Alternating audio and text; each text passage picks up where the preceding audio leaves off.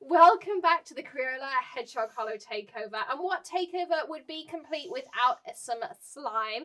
And today we're using their coloured glue, which means we don't have to use any food colouring, and it makes it super simple. And I have my resident slime expert here with me, and we're going to be experimenting, and she's going to be showing me how to make slime. Today we are doing it with their washable coloured glues. We're also going to be adding some glitter glue for some extra sparkle. You've made a lot more slime than I have. So I'm going to pick out this cool pink colour, which is called, I think, coral.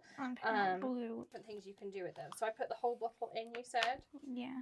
Okay, so we're just going to squeeze it into our bowl. Baking soda? Yeah. 1.5 teaspoons.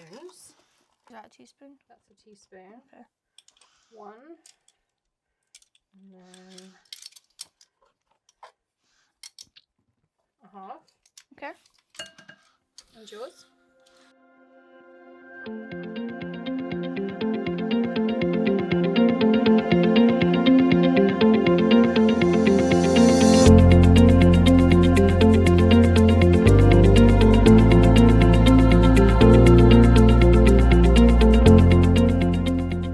That's how you make Crayola slime.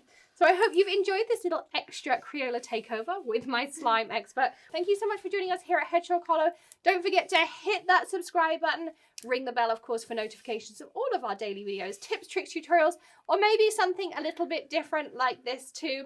And hit that join button to be part of the Hedgehog Hollow community as well. We've had so much fun. Don't forget to give us a thumbs up for today's video as well. And we'll see you again tomorrow. In the meantime, happy crafting, and we'll see you again soon.